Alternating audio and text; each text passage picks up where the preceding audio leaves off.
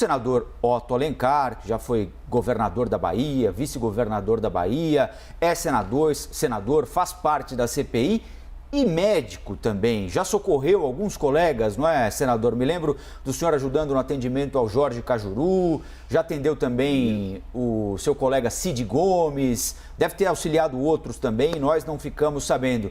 Quando é que o senhor percebeu que o Pazuello não estava legal, hein, senador? Bom dia, obrigado pela entrevista aqui para a CNN. Bom dia a todos. Olha, eu estava no plenário da comissão, na CCJ, Comissão de Constituição e Justiça, onde funciona a CPI. Aí me falaram que o general Pazuello ficou tonto e estava sentado numa poltrona. Meu instinto de médico foi procurar saber o que estava acontecendo. Quando cheguei lá, ele estava sentado na poltrona, com as pernas esticadas e um pouco pálido. Aí eu percebi que ele estava tendo uma síncope. Peguei ele e pedi: general, o senhor está na posição incorreta. O senhor tem que deitar e elevar os membros inferiores para que o sangue possa ter fluxo mais rápido o cérebro e aí contornar a síncope. Assim ele fez. Ele deitou-se, levantou as pernas, ficaram elevadas e ele recuperou, ficou mais corado, ele estava muito pálido, né? E eu esperei um pouquinho, ele perguntei: o senhor está melhor? Ele disse: estou melhor. Aí eu saí. Quando eu saí, já tinha lá fora a notícia de que ele passou mal. E eu não uso o termo passar mal, porque passar mal pode ser de um infarto, de um AVC ou de uma coisa grave. E me perguntaram o que aconteceu. Para proteger o general, eu falei o que eu achei que tinha acontecido, como aconteceu: uma síncope, uma síndrome vasovagal, que é muito comum nas pessoas que estão sob pressão, estão nervosas, e ele realmente passou ali 6 horas respondendo perguntas, algumas delas muito ácidas, muito duras para ele. Foi chamado de mentiroso, que ele não estava falando a verdade. Normalmente as pessoas sentem isso, né? Do ponto de vista psicológico. Passou muito tempo sentado, depois estava de pé e teve esse problema. Logo ele se recuperou. Quando ele se recuperou, eu saí e disse: olha, ele teve uma síncope. Pode ter sido uma síndrome vasovagal, que é quando a pessoa, o sangue, a maior parte do sangue do corporal, ele desce mais para o abdômen, para os membros inferiores, ou para a musculatura lisa do abdômen, então desce para os membros inferiores e, consequentemente, falta um pouquinho de fluxo sanguíneo no cérebro. Ele pode ter uma tontura, pode ficar tonto, tem sudorese às vezes. Foi isso que aconteceu. E eu, para minha surpresa, certamente ele, desavisado, perguntaram, e ele disse que não passou mal. Na verdade, eu não disse que passou mal, eu disse que ele teve uma síncope, uma síndrome vasovagal, que isso recupera logo. Tanto é que, perguntado se ele podia continuar, eu disse: pode continuar sim, não tem problema, recuperou logo. E eu estava falando e veio ele no corredor. Por coincidência, eu olhei para o lado, ele estava passando e eu disse: olha lá como ele está corado, ele está já recuperado. Foi isso que aconteceu ontem lá. Não é que ele tenha tido um problema que não pudesse continuar. Ele poderia sim. Quem tomou a decisão de suspender a sessão foi o presidente da sessão da Comissão Parlamentar de Inquérito, o senador Omar Aziz. Senador, toda essa cena que o senhor narrou, o telespectador da CNN acompanhou ao vivo aqui ontem. O senhor estava ao vivo com a nossa repórter Bárbara Baião, quando o senhor narrou tudo o que aconteceu, né? Exatamente dessa maneira. E o senhor teve uma surpresa, assim, o senhor falou assim: eu mesmo gostaria de fazer algumas perguntas, não tive a oportunidade. E como o senhor apontou aí as várias contradições, eu lhe pergunto, diante dessas contradições que o senhor acabou de apontar agora no seu relato aqui também, o senhor não acha que ontem o relator, os senadores estavam um pouco menos preparados para o ex-ministro Eduardo Pazuello, nesse depoimento dele, para ele falar, para apontar essas contradições com mais precisão, a ponto de hoje pedir uma agência de checagem para isso? Olha, o Renan formulou várias perguntas, só que o ministro Pazuello, ele não respondia afirmativamente, ele buscava sempre uma maneira de esconder os fatos que foram acontecendo ao longo da sua gestão e, consequentemente, dava trabalho para o Renan atingir aquilo que ele queria, que era a verdade. O ministro Pazuello, o ex-ministro Pazuello, ele, inclusive, entrou várias vezes em contradições com datas imprecisas, com afirmações incorretas. E uma coisa que eu acho grave, muito grave, é que o ministro Pazuello deixou claro ontem, pelas suas afirmações, de que o que o presidente diz de público não vale para ele, o que é muito grave. O presidente da República, ele tem obrigação de, quando se dirigir à imprensa, falar a verdade. Nós não estamos no reino da mentira no Brasil. É importante dizer isso com clareza. Então, ele disse, olha, no dia 21 de outubro, por exemplo, de 2020, o presidente foi claro numa entrevista. Quem manda sou eu sou o presidente, não vou comprar vacina e vou desautorizar o ministro Pazuello a fechar o contrato com a Coronavac. Isso foi claro. Só que o ministro, perguntado sobre o assunto, ele disse que não vale para ele essa situação. Ou seja, nós estamos aonde? Onde um presidente fala de público o que vai fazer e o ministro da Saúde diz que não vale para ele o que o presidente diz de público. Só vale o que falarem internamente. Ou seja, são posições frágeis, né? Chama-se isso de crenças falsas. Pessoas que têm crenças falsas, não estou me referindo aqui à crença religiosa, a crença do que está falando com responsabilidade. Olha bem, tudo que se deseja de um ministro que é general de exército é patriotismo, um compromisso cívico com a pátria, com o povo que ele representa, seja no exército ou seja ocupando um cargo tão importante e tanta relevância como é o caso de ser ministro da Saúde numa pandemia de uma doença grave que ainda a medicina, a ciência, não tem conhecimento completo das manifestações clínicas, da forma diferente que essa doença atua para esse ou para aquele paciente. Uns cursam assintomático, outros têm um curso leve, moderado, outros grave, gravíssimo, que leva a óbito, e com alterações clínicas de acordo com cada paciente. Então, isso aqui é grave demais para alguém como eu, que pratiquei a medicina há muitos anos, fui professor da Universidade Federal da Bahia, que tem um compromisso com a verdade, e me parece que a fuga da verdade, através de alguns homens do governo, é quase que uma prática comum. Virou o normal não falar a verdade, o que é muito grave para o país. Senador, antes do início do depoimento do ex-ministro da Saúde, havia a expectativa de, em qual pergunta ou em qual momento, ele usaria o direito, que foi obtido por meio de um habeas corpus, de permanecer em silêncio. Mas aí, durante todo o depoimento, a gente viu que Pazuello estava disposto a responder todas as questões e até respondia com muitos detalhes diante do universo dele, daquilo que ele se dispôs a falar.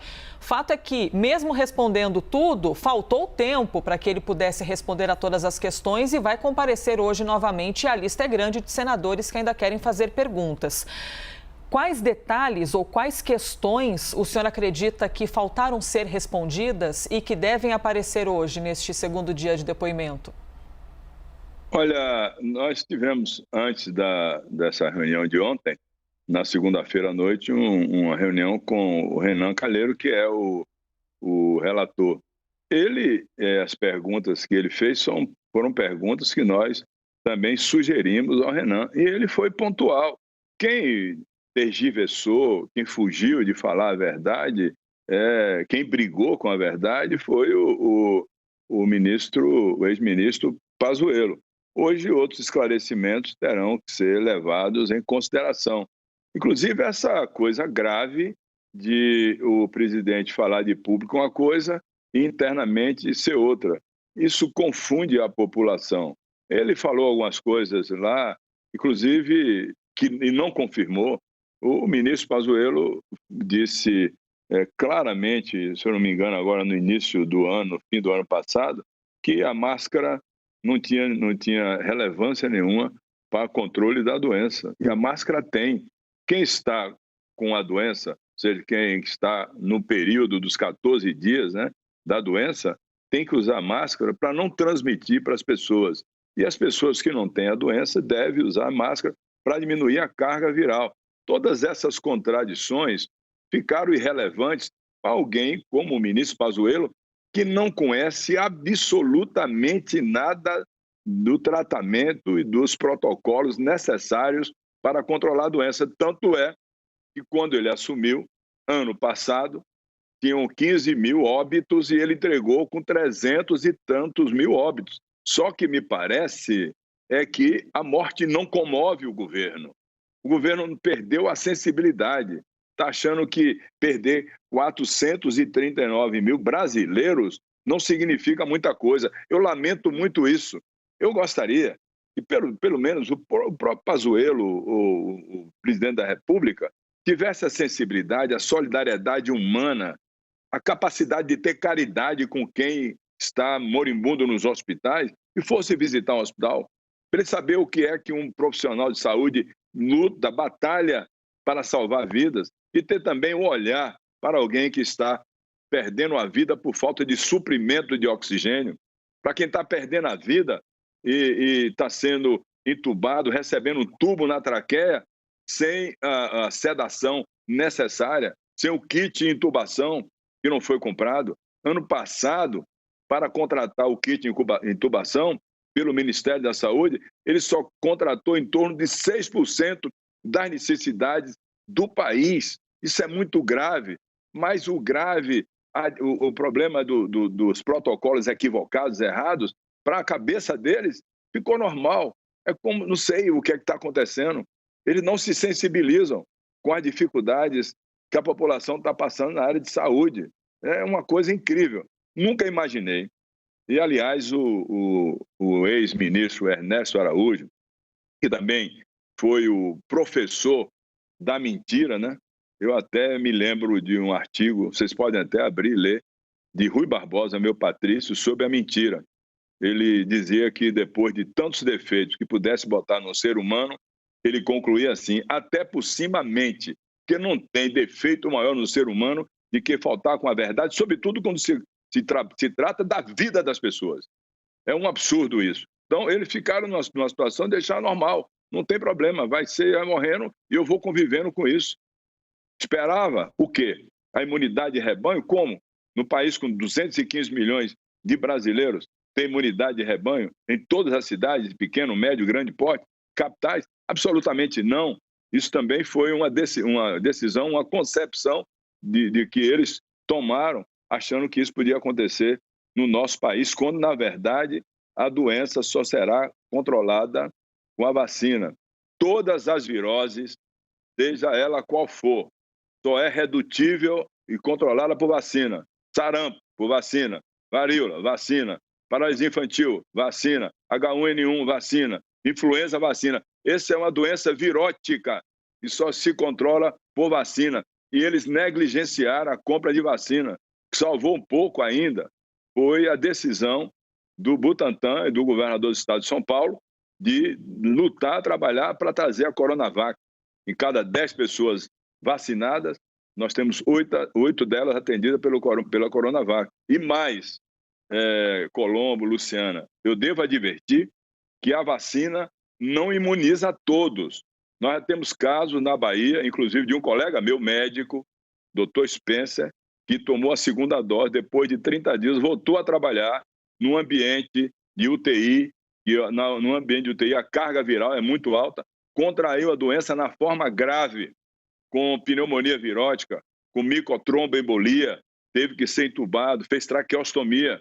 Então, a doença nova, será que vai ser o general de intendência que vai dominar e estabelecer os protocolos para controlar a doença? Não vai controlar e não controlou. E o presidente da República deixou por 11 meses o senhor general Pazuello à frente do Ministério da Saúde.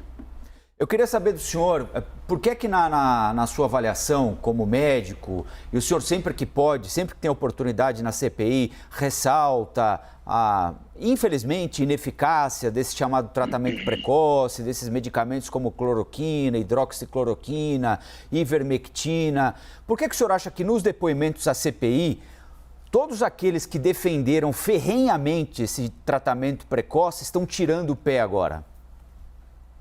Porque eles são irresponsáveis no trato da medicina e da ciência. A ciência e a medicina exigem verdade, integralidade do conhecimento científico e médico, né? Sinceridade, honestidade para com o paciente.